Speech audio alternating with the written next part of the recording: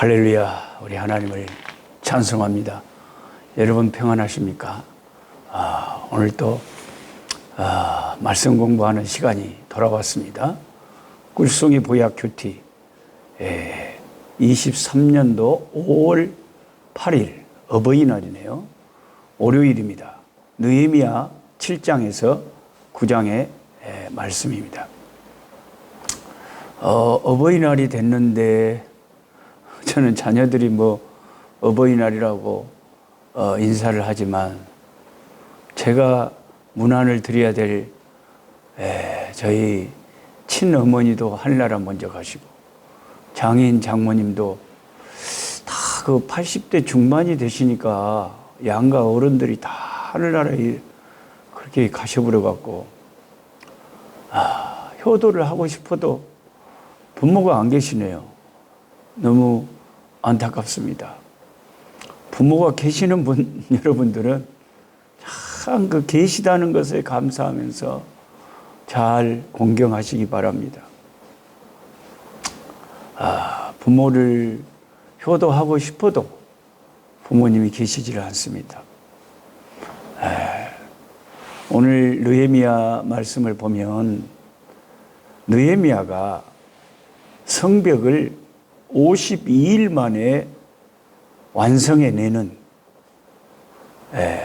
그냥 상식적으로는 불가능한 일이 실제로 일어났습니다. 어떻게 그거에 가능해 그런 기적이 일어났을까요? 그 해답을 제가 한 3가지 정도로 정리해 보았습니다. 그 52일 만에 성벽이 완공되는 그 기적은 어떻게 일어날 수 있었느냐? 3가지 원인을 제가 한번 생각해 볼 수 있는데요. 첫째는 하나님의 은혜죠. 하나님의 복이죠. 하나님의 함께 하심이죠. 하나님의 도움이 없었다면 성벽 건축은 52일은 그냥 그 자체가 가능하지 않았습니다. 우리가 인생을 살면서 내가 할 수 있는 일과 내가 할 수 없는 일이 있습니다. 내가 할 수 있는 일은 내가 하면 되지만 내가 할 수 없는 일은 하나님이 도와주시지 않으면 불가능합니다. 요즘에 긴급한 기도 제목이 저희 성교로부터 왔는데요. 대만의 저희 교단 선교사님이 갑자기 젊은 분인데 뇌출혈이 와가지고 쓰러져서 응급실에 갔다는 것입니다. 그래서 많이 위독하다고 합니다. 그래서 급하게 우리들은 선교사들은 막 기도하지요. 하나님, 그 생명을 살려달라고. 우리가 병원으로 이끌고 응급실로 가고 수술을 하고 우리가 할 수 있는 일들은 하지만 그 생명이 사느냐 죽느냐, 생사화복은 우리 손에 달려있는 것이 아니고 하나님의 손에 달려있다는 것입니다. 가끔씩 우리는 내가 한 것이 별로 없는 것 같은데 무엇인가가 이루어진 그런 경우도 있습니다. 그것은 하나님이 하신 일이죠. 느헤미야가 52일 만에 성벽을 완성해낼 수 있었던 것은 그 모진 박해와 시험과 그 핍박 속에서 그 일이 가능했다는 것은 전적으로 하나님의 역사였고 하나님의 은혜가 강력하게 함께한 그 때문에 그게 가능했다. 우리는 이렇게 말할 수밖에 없습니다. 102세를 살다가 천국 가신 제 은사이신 김두연 목사님께서 제가 평소에 살아계실 때 자주 찾아뵙고 그게 자꾸 궁금해서 배울 때마다 물어봤습니다. 목사님, 어떻게 하면 그렇게 장수하실 수 있습니까? 장수의 비결이 뭡니까? 아니, 다른 노인 어르신들은 80대 중반만 돼도 기가 잘 안 돌려가지고 막 귀에 보청기를 끼고 막 손을 이러고 막 이런데, 예? 아니, 어떻게 목사님은 연세가 100세가 다 돼갖고도 그렇게 기도 잘 들리시고 허리도 꼿꼿하시고 어쩌면 그렇게 건강하세요? 제가 그게 자꾸 신기해서 물어봤습니다. 물어볼 때마다 목사님의 대답은 똑같아요. 그게 첫째가 하나님의 은혜야. 아무리 내가 조심하고 건강하고 장수하려고 해도 그게 하나님께서 은혜를 베푸시고 장수케 하시니까 그게 되지, 하나님의 은혜가 아니면 안 된다. 나의 나된 것은 다 하나님의 은혜라. 할렐루야. 당연한 것이 아니라 다 하나님의 은혜라. 그래서 요즘 저는 다니면서 교회마다 하나님의 은혜를 설교하기를 좋아합니다. 다 하나님의 은혜다. 그 장수하신 우리 목사님의 말씀이 맞는 거죠. 하나님의 은혜라는. 그리고 두 번째, 느헤미야가 52일 만에 성벽을, 그런 기적을 이루었던 그 이면에 어떤 원인이 있느냐? 첫째는 하나님의 은혜고, 둘째는 느헤미야의 믿음, 느헤미야의 그 열정, 느헤미야의 그 기도, 느헤미야의 그 하나님의 나라를 향한 아름다운 꿈과 비전, 그런 것들이 그 일을 가능하게 했다 하는 것입니다. 큰 일은 비전을 가진 사람이 비전에 목숨을 걸어야 이루어집니다. 느헤미야가 그런 사람이었습니다. 만약 느헤미야가 하나님의 음성을 듣지 않고 기도도 하지 않고 하나님을 별로 사랑하지 않았다면 이 성벽 재건의 비전은 생기지 않았을 거죠. 하나님을 많이 사랑하다 보면 하나님을 향한 어떤 꿈이, 하나님을 향한 어떤 비전이 계속 생겨요. 사도행전 2장에 성령이 임하면 무슨 일이 벌어진다고 베드로가 그랬습니까? 아이들이 애언을 하고 청년들이 환상을 보고 노인들이 꿈을 꾸리라. 나이가 들어도 성령이 강하게 역사하시면, 성령 충만할 때 내일 죽는다고 해도 하나님을 향한 꿈을 꾼다. 비전이 생긴다는 것입니다. 저는 아프리카에서 수고하시는 한국 선교사님들 도와야 되겠다 하는 그 비전이 생겼어요. 그 꿈이 생겼어요. 그 꿈을 가지고 저 혼자 이렇게 기도하면서 시작을 했는데, 뉴욕 교회, 플러싱의 뉴욕 교회 우리 김성기 목사님께서 참 아무 조건 없이 저의 이 꿈을, 그게 하나님이 기뻐하시는 것이라고 판단하시고 받아들여 주셔가지고 함께 동역하시기로.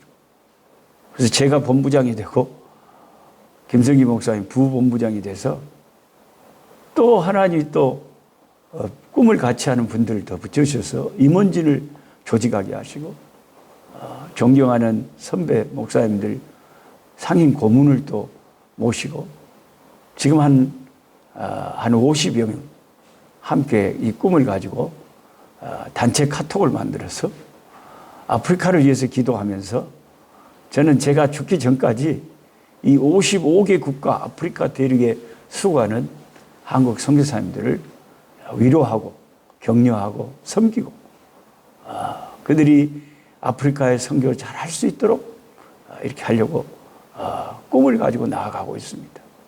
이번 6월 달에는 이제 첫 번째로 말라위, 아프리카에서 제일 가난한 나라 말라위에 가서 말라위에 있는 한국 선교사님들을 정말 멋진 호텔에 모시고 2박 3일 동안 말씀의 천국 잔치를 열어드리고 오려고 하고 있습니다. 너무너무 저는 생각만 해도 기뻐요. 너무 감사해요. 그 재정 1,000만 원은 이번에 5월 13일 날 우리 아들이 결혼을 하니까 여기저기서 추구금을 조금씩 아는 분들이 보태주셔서 우리 아들 장가간 기념으로 이렇게 섬길 수가 있었습니다. 하나님의 일을 하려고 마음 먹으면 반드시 다 길이 열려요. 광야에서 길을 여신 하나님. 그 느헤미야가 그 성벽을 52일 만에 완성할 수 있었던 것은 이 느헤미야 하나님의 사람의 강력한 그 열망, 열정, 비전, 그것이 하나님의 도우심과 어우러져서 그 작품을 만들어냈다 하는 것입니다. 세 번째는 좋은 동역자들이라고 말할 수 있습니다. 아무리 좋은 지도자가 있어도 같이 일할 사람이 없으면 어떤 일을 해내지 못합니다. 이스라엘 백성들은 느헤미야의 비전에 동조해서 열정을 쏟아가며 헌신했습니다. 이렇듯 교회도 비전 공동체인데 하나님의 역사를 이루려면 언제나 반대와 어려움이 따릅니다.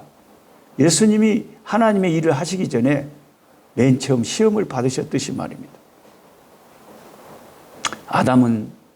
첫째 아담은 사탄의 시험을 받아 실패했지만 예수님은 승리하셨죠. 성벽 건축에도 마귀의 공격이 너무 심했습니다. 밖으로는 산발락과 도비아를 중심으로 심한 외적인 노골적인 공격이 있었고 안으로는 귀족들의 부패로 인한 문제가 있었습니다. 한마디로 내후외환이었습니다. 그런데 그 모든 난관을 느헤미야는 기도와 믿음으로 견디면서 돌파해 나갔습니다. 문제가 생겼을 때 느헤미야는 백성들을 야단치지 않고 가만히 성경을 보면 지도자들을 야단칩니다. 나쁜 소문은 아주 무서운 공격 수단 중에 하나인데요. 조직이나 회사에서 근거 없는 소문으로 한 사람을 망가뜨려 놓기도 합니다. 당해보면 얼마나 억울한지 표현하기조차 어렵습니다. 느헤미야는 물질적인 문제든 심리적인 문제든 자신을 어렵게 만드는 그런 난제가 생길 때마다 기도를 합니다. 하나님, 이제 제 손을 강하게 해 주십시오. 하나님이 가라고 하면 이 길을 계속해서 갈 수 있는 담력과 용기를 주십시오 하면서 기도하는 것이 그의 습관이었습니다. 느헤미야를 공격하던 적들은 느헤미야가 쉽게 무너지지 않으니까 내부 지도자를 이용해 넘어뜨리려는 전략을 썼습니다. 스마야라는 사람을 이용했는데 스마야는 느헤미야가 직접 그의 집을 찾아갈 만큼 그렇게 느헤미야와 가까운 사람이었습니다. 그런데 때로는 가까운 사람들이 참 또 잘못되면 무서울 때가 많더라고요. 이 스마야가 적과 내통해가지고 느헤미야에 올무를 씌우려고 합니다. 스마야가 느헤미야를 보고는 뭐라고 하냐면은 적들이 너무 당신을 죽이려고 오려고 하니까 일단 성전으로 밤중에 피하자는 것입니다. 이 말을 듣고 느헤미야는 즉시 그 말이 잘못됐다는 것을 알았습니다. 당시 밤에 성전에 제사장은 들어갈 수 있지만 그 외의 사람들은 왕이라도 함부로 들어갈 수 없었기 때문입니다. 느헤미야가 밤에 성전에 들어갔다는 오명을 씌워서 그를 참 퇴출하기 위한 그런 악랄한 방법이었습니다. 여러분, 우리는 영적인 속임수에 넘어가서는 안 됩니다. 그러기 위해서는 말씀 안에 서 있어야 됩니다. 분명히 성경 말씀을 늘 가까이 하면서 말씀에 서 있어야 돼요. 그렇지 않으면 믿음이 뿌리째 뽑힐 수 있습니다. 그들은 성전을 완성하고 나서도 계속해서 공격을 했습니다. 그런데 느헤미야는 끄떡도 하지 않고 한 손에는 창을 들고 한 손에는 건축을 장비를 가지고 52일 만에 성벽 재건을 하면서 하나님께 놀라운 영광을 돌렸습니다. 태풍이 불면 때로는 배가 난파될 위기도 있지만은 그 태풍 때문에 더 빨리 목적지에 갈 수도 있는 거죠. 52일 만에 예루살렘 성벽을 재건해 완성한 것은 그런 수많은 오히려 그 핍박과 어려움들이 그렇게 빨리 그 일을 이루도록 했는지도 모릅니다. 저와 여러분의 인생길의 어려움이 때로는 하나님의 앞에 주의 뜻을 이루는데 더 쓰임받는 이유로 작동될 수도 있다는 것입니다. 하나님께서 오늘 우리에게도 좋은 것도 주시고 또 그렇지 않은 것도 주십니다. 그러나 그 모든 것이 합력하여 선을 이루게 하십니다. 저는 그저께 유튜브로 어떤 목사님의 설교를 이렇게 듣는데 그냥 잘 모르는 목사님이신데 그렇게 유명한 목사님은 아니신데 구독자가 그 유튜브인데 8만 명 가까이 되더라고요. 그래서 나는 실컷해도 한 5천 명 겨우 됐는데 아니 이 목사님은 어떻게 이렇게 많은 분들이 구독을 해가지고 8만 명이나 되나. 와, 그걸 보니까 제가 완전히 약호가 죽어가지고 진짜 주눅이 들더라고요. 나는 아무리 애를 써도 안 되는데 어떻게 이렇게 8만 명이나 구독을 하시지? 그래서 제가 그 순간에 제가 너무 초라하게 느껴져서 하나님께 기도를 했습니다. 하나님, 이런 것에서 제가 깨달을 수 있는 것을 좀 가르쳐 주세요. 이런 것을 어떻게 해석해야 되나요? 근데 하나님께서 저에게 뭔가 마음에 너 녹수야, 너 내가 신경 많이 쓴다. 너는 유명해지기가 너무 쉬워서 너 유명해지지 않게 만들려고 내가 애를 쓰고 있다. 쓸데없는 생각하지 말고 더 5천 명 구독자 있는 것으로 만족해라. 하나님이 저를 유명해지지 않게 하려고 애를 쓰는 거예요. 자꾸 어려움도 주시고 고난도 주시고. 그게 하나님 다 뜻이 있어요. 우리가 조금만 유명해져도 혹시라도 교만해질까 봐 하나님은 되게 조심스러우신가 봐요. 그래서 감사하기로 했습니다. 그리고 제가 구독자는 얼마 안 되지만요. 근데 참 되게 진하게 되게 친밀한 분들이 구독자 가운데는 많이 계세요. 그게 중요한 거 아니겠습니까? 그냥 가족들처럼 되게 식구들처럼 그런 분들이 많아서 너무 좋아요. 그래서 우리에게 주신 모든 인생에 좋은 거나 부족한 거나 다 범사에 감사하고 항상 기뻐하는 우리들이 되어야 되겠습니다. 하나님 아버지, 고맙고 감사합니다. 나의 나 된 것은 다 하나님의 은혜입니다. 52일 만에 기적을 일으키시고 성벽을 완성케 하신 하나님을 찬송합니다. 핍박도 있었고 그러나 함께하는 동지들도 있었습니다. 하나님, 우리의 인생길에 어려움도 있지만 하나님이 다 합력하여 선이 되게 하실 줄 믿고 감사하는 우리 믿음 되게 하여 주옵소서. 예수님의 이름으로 기도하옵나이다. 아멘. 약한 자 힘주시고 강한 자 바르게 주 함자 정택함이 주님의 뜻이라. 해 아래 압박 있는 곳 주 거기 계셔서 그 팔로 막아 주시오.